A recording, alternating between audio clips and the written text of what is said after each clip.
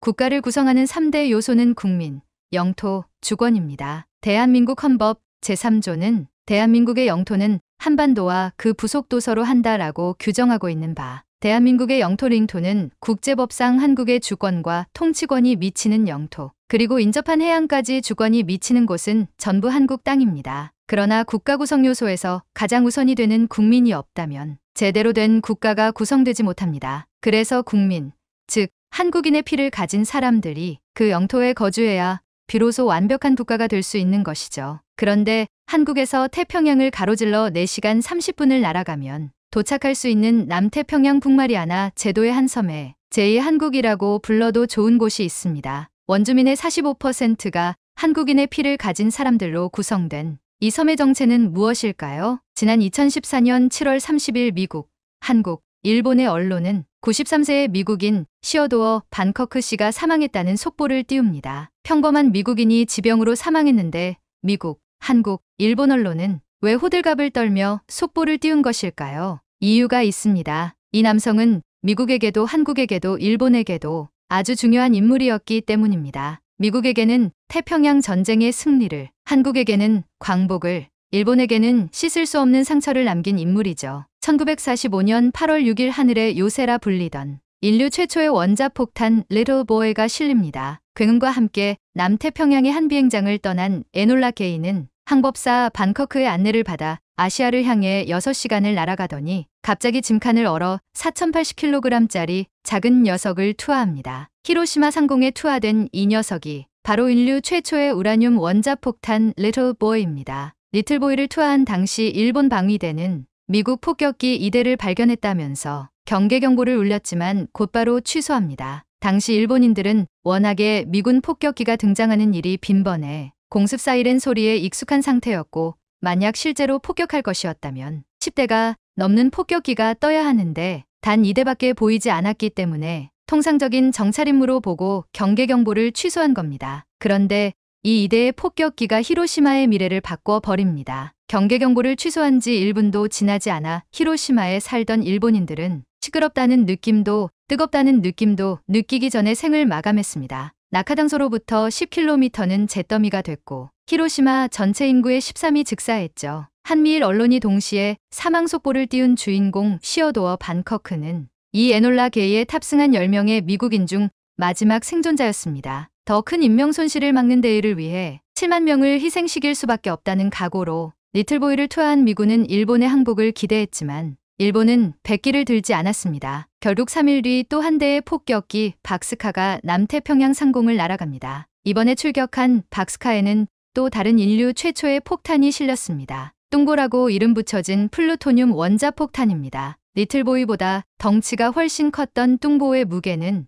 무려 4670kg. 이 뚱보는 원래 군수공장이 모여있는 고쿠라에 투하될 예정이었으나 짙은 먹구름으로 인해 시야가 확보되지 않아 방향을 틀 수밖에 없었습니다. 투하 연료와 남태평양까지 귀환할 때 필요한 연료를 계산해보니 고쿠라에서 가장 가까운 대도시가 눈에 들어옵니다. 결국 뚱보는 나가사키에 투하되어 8만 명의 인명피해를 불러왔죠. 그런데 이렇게 원자폭탄 투하로 즉사한 희생자의 상당수가 한국인으로 밝혀졌습니다. 일제가 히로시마와 나가사키로 강제로 징용해 군수공장으로 끌고 간 조선인 노동자들이었습니다. 그런데 이 에놀라 게이와 박스카가 이륙한 곳이 사이판에서 10분 거리에 위치한 티니안 섬인데 이 섬이 바로 제2의 한국이라고 불러야 할 곳입니다. 왜냐면 이 티니안 섬 원주민의 절반의 한국인의 피가 흐르기 때문입니다. 이들에게는 왜 한국인의 피가 흐르고 있는 것일까요? 지난 1997년 중앙일보의 이순남 기자는 남태평양 북마리아 제도의 상원의원 데이비드 싱을 만납니다. 티니안 섬의 원주민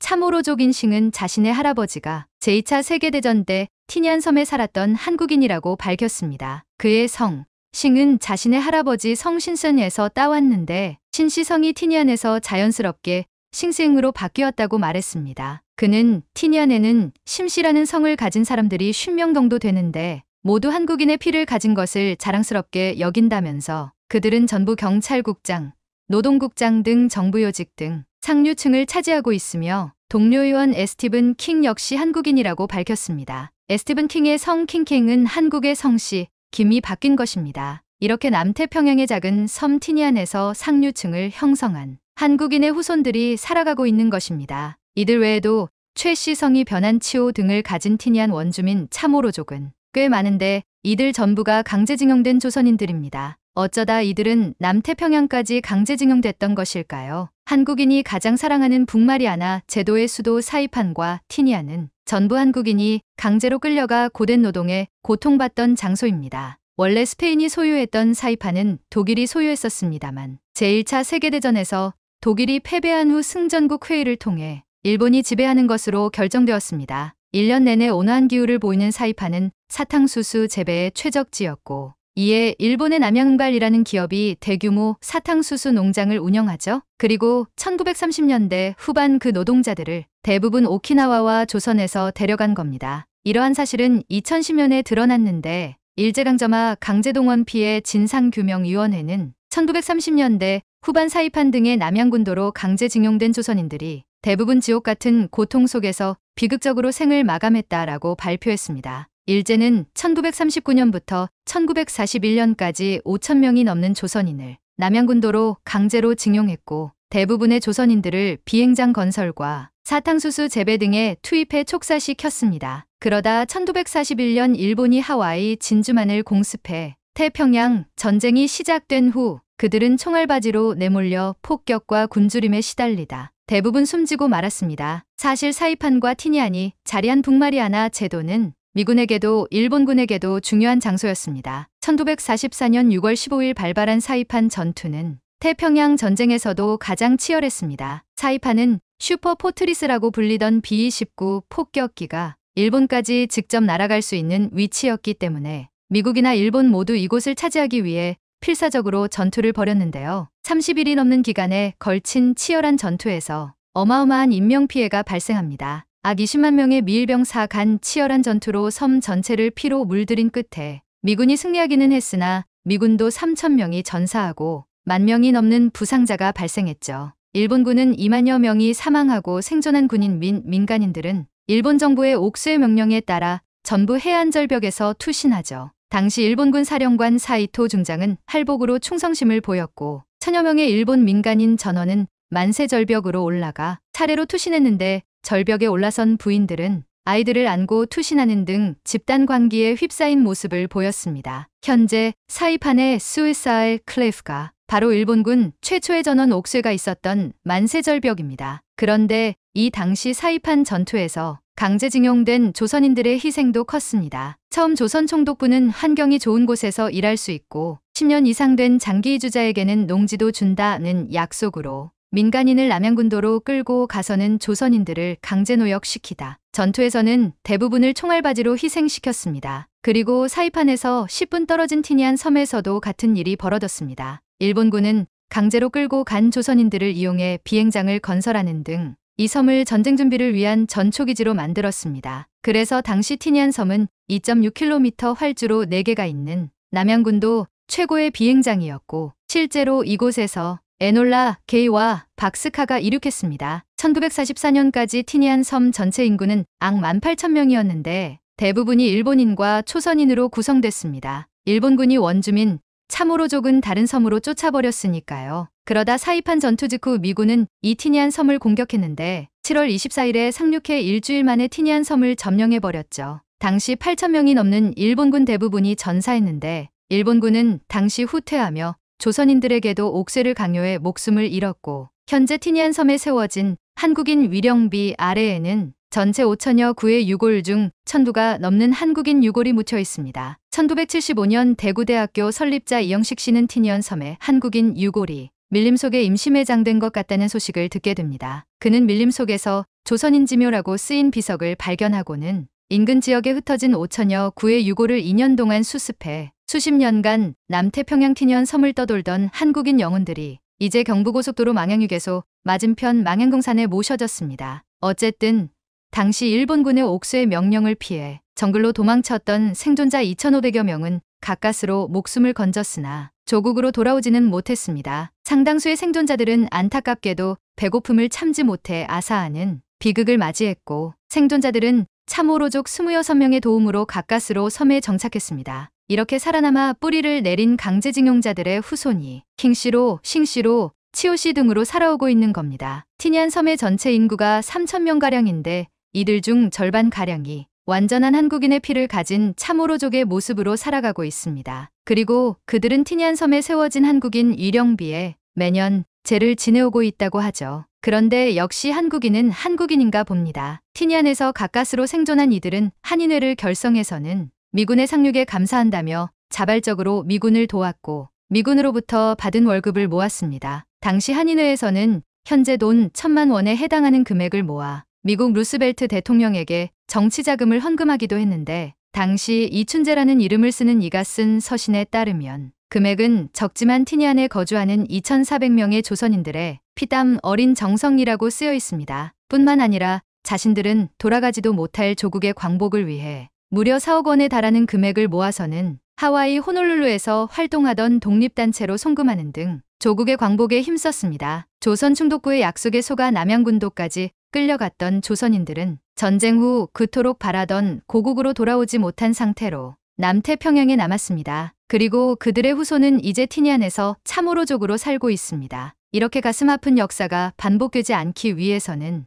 그 누구도 함부로 할 수 없는 부유하고 강한 나라가 되어야겠습니다. 옛부터 강대국들의 무덤이라 불리던 아프가니스탄은 결국 탈레반의 손에 점령당했고 미국도 중국도 러시아도 인도도 전부 발등에 불이 떨어졌습니다. 그런데 아프간 점령 후 일주일 뒤 탈레반의 대외 홍보를 담당하는 최고 위급 간부가 한국 방송국에 장문의 메시지를 보냈습니다. 아프간을 장악한 탈레반은 무장단체임에도 꽤나 체계적인 조직을 가지고 있습니다. 미국이나 영국 등에서 엘리트급 교육을 받은 석박사급 인재는 아니겠지만 그래도 아프간을 운영할 만한 조직 체계를 갖춘 모양입니다. 한국에게는 광복절이었던 지난 8월 15일 탈레반은 속전속결로 아프간의 수도 카물을 점령하면서 20년 동안 미국이 장악한 아프간을 재탈환했습니다. 1994년 아프간 남부에서 이상국가를 건설하겠다는 그들만의 목표가 그들은 스스로를 정부라고 부릅니다. 그러면서 아프간을 함락시킨 직후 법률, 종교, 외교,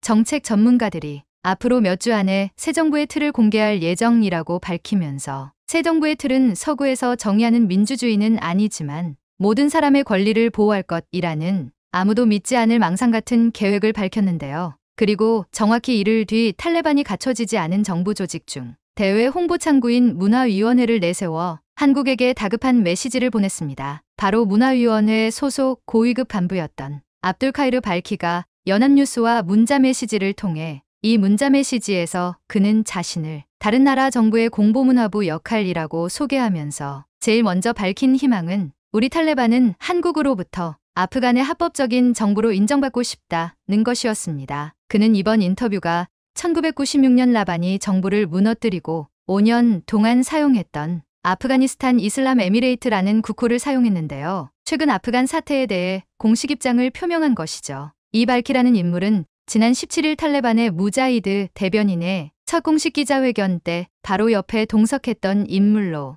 이번 사건에서 꽤나 많은 역할을 했던 인물로 알려졌습니다. 그는 아프간 국민은 이제 외국 지배에서 벗어나 자기 결정권을 갖게 됐다면서 한국 정부가 아프간의 미래 정부와 돈독한 관계를 맺기를 바란다고 했죠. 특히 그가 큰 관심을 보인 것은 한국 정부와의 경제 교류였습니다. 그에 따르면 현재 아프간에는 리튬 등 손대지 않은 광물 자원이 풍부하며 한국은 전기차, 배터리, 스마트폰 등등 전자 제조업 분야에서 세계를 선도하는 국가로 아프간과 함께 서로의 이익을 위해 협력해 나갈 수 있다며 감언이설을 내놨는데요. 인터뷰 말미에서 그는 마음속에 고이 간직했던 희망까지 꺼냈습니다. 바로 한국 지도자와 경영인을 만나 경제적 교류와 인적 교류를 강력히 바란다는 것이었죠. 그런데 발키의 이 발언은 거짓이 아닙니다. CNN은 최근 아프가니스탄 전역에 묻힌 철, 구리, 금 등 광물을 비롯해 히토류와 충전용 배터리에 쓰이는 리튬 등 전체 매장량 가치가 무려 1170조 원에 달한다고 보도했습니다. 특히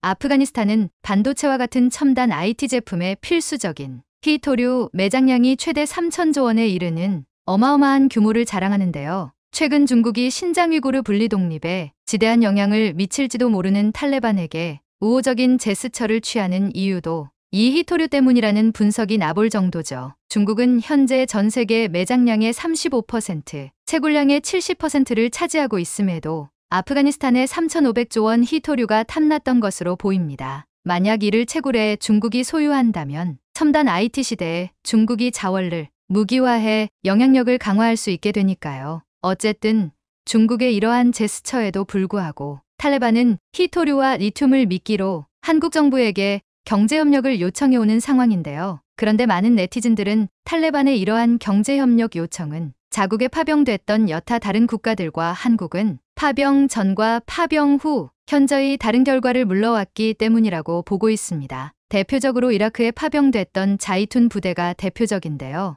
이란을 사이에 두고 국경도 접하고 있지 않지만 미국은 2001년 아프가니스탄, 2003년 이라크를 각각 침공합니다. 당시 910일로 인해 바닥을 쓸고 있던 지지율을 끌어올리기 위해 부시 전 대통령은 아프가니스탄 침공을 통해 910일에 대한 복수를 했으나 큰 효과를 얻지 못했죠. 그러다 좀 더 가열찬 테러와의 전쟁을 진행하게 되는데요. 2002년 1월 한국이 월드컵 분위기를 고조시키고 있을 즈음 미국은 작정한 듯 이라크, 이란, 북한을 세계 악의 축으로 발표합니다. 이를 나라에 대한 철저한 응징을 천명하면서 현대판 십자군 전쟁을 부추겼었죠. 결국 2003년 3월 이라크를 침공합니다. 그런데 미국은 아프가니스탄을 침공했을 때도 이라크를 침공했을 때도 꼭 한국 정부에게 파병을 요청해왔습니다. 한국의 입장에서는 거절하고 싶어도 주한미군이 주둔하면서 북한이 거의 도발할 생각을 하지 못할 만큼 안보를 보장받고 있는 만큼 쉽게 거절할 수 없는 입장이었죠. 그래서 아프가니스탄에도 이라크에도 파병을 결정합니다. 우선 이라크에 파병된 부대는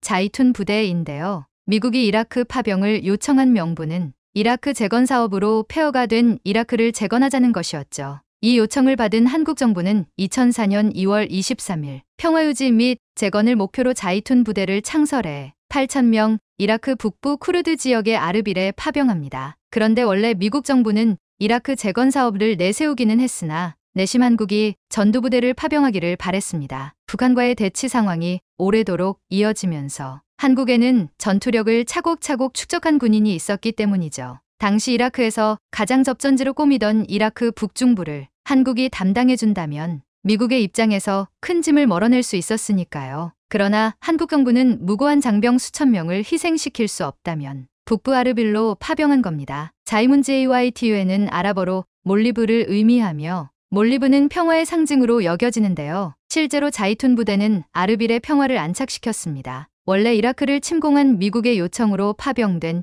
이 자이툰 부대가 현지인들에게 사랑받을 리는 만무했었습니다. 우리 동네가 폐허가 된 원인이 미국인데 미국의 우방국이 온다면 똑같이 폐허로 만들어버리는 것 아니냐는 불안감이 주민들 사이에서 존재했기 때문이죠. 하지만 자이툰 부대는 달랐습니다. 아르빌 지역에서 민간 지원 사업에서 만나는 모든 주민 한 명 한 명을 아버지처럼 어머니처럼 형처럼 동생처럼 친구처럼 대하면서 차갑게 얼어붙었던 주민들의 마음을 녹였고 서서히 친구로 만들어갔습니다. 자이툰 부대가 한 일은 큰 일은 아닙니다. 마을 어린이들에게 축구공을 나눠주었고 현지 어린이들을 위해 학교를 지어주고 도서관을 지어주었습니다. 그런데 자이툰 부대원들이 기타 다른 국가들의 파병군들과 달랐던 것은 한국인 특유의 예의를 중시했다는 점입니다. 현지 아이들에게 초콜릿이나 사당을 줄 때 또는 현지 주민들에게 어떤 물품을 나누어 줄 때는 공손하게 두 손으로 전달하고 꼭 손을 잡아주도록 교육받았습니다. 한국전쟁 때 미군이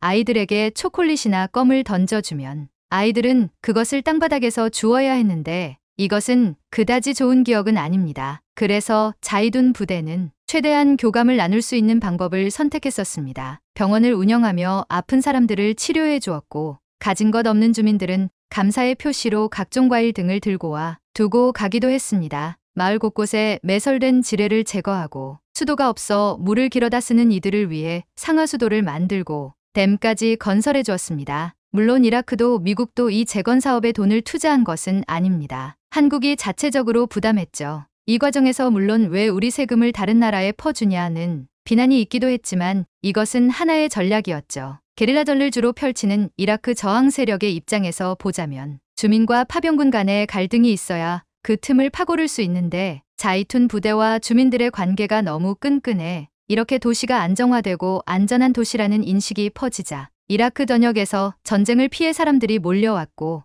번화한 도시로 변모하면서 경제적으로도 부흥하기 시작합니다. 경제 부흥의 상징이라는 각종 무역 박람회를 비롯한 전시회를 개최하고 발전소 및 정유 공장이 들어서고 아르빌 부동산은 5년 만에 30배 올랐다고 하죠. 쿠르드 지방정부 대통령은 이러한 자이툰 부대의 활약에 우리 쿠르드족의 유일한 친구는 산이었는데 이제 자이툰 부대라는 새로운 친구들이 생겼다며 자이툰은 파병 부대가 아닌 우리 지역 공동체의 일원이자 가족이라고 감사함을 표하기도 했습니다. 결국 이렇게 자리 잡은 아르빌의 감사함을 느낀 쿠르드 자치정부는 한국에게 13조 원짜리 재건 사업을 몰아주게 됩니다. 탈레반의 입장에서는 이렇게 한 지역을 완벽하게 변모시킨 이라크 자이툰 부대를 보면서 한국군의 영향력이 적지 않다는 판단을 했을 것이고 아프간에 매장된 히토류나 리튬 같은 자원까지 한국이 개발해준다면 자신들이 꿈꾸는 이상국가를 건설할 수 있을 것으로 예상하는 듯 합니다. 그런데 탈레반이 굳이 이라크까지 눈을 돌리지 않아도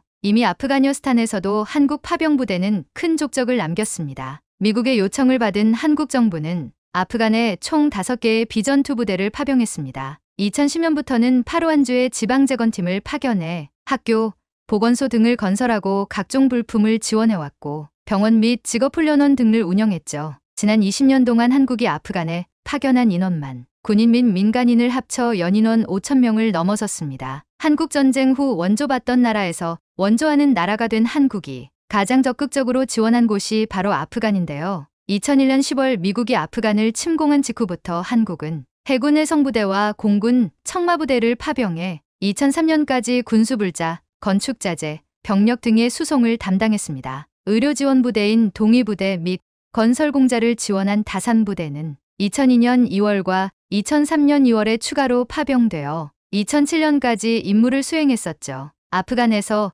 카르자이 정부가 탄생한 이후 동위부대와 다산부대는 인도주의적 활동도 함께 펼쳤는데요. 동위부대는 바그람 기지 내 한국병원에서 아프간 민간인들도 진료했고 다산부대는 기지 주변의 유치원과 고등학교를 보수해 주었습니다. 미국은 탈레반을 축출한 후 아프간 재건 과정에서 한국의 지방재건팀 PRT 참여를 요청했었습니다. 초기에는 파병된 군인들이 재건에 참여했으나 2007년 철수 이후에는 민간 주도의 한국 지방재건팀이 꾸려져서 2014년까지 4년 동안 활동했는데요. 이들의 호송과 경호 및 경비를 위한 오신호 부대도 한국지방재건팀은 학교, 보건소를 세우고 교육문화센터와 시범농장, 경찰훈련센터, 병원과 직업훈련원을 운영했는데 특히 병원과 직업훈련원의 인기가 상당했습니다. 병원에서는 총 16만 명이 넘는 환자를 치료했고 직업훈련원에서는 439명이 졸업해 92%가 취업하는 기적을 이뤄냈습니다. 병원의 경우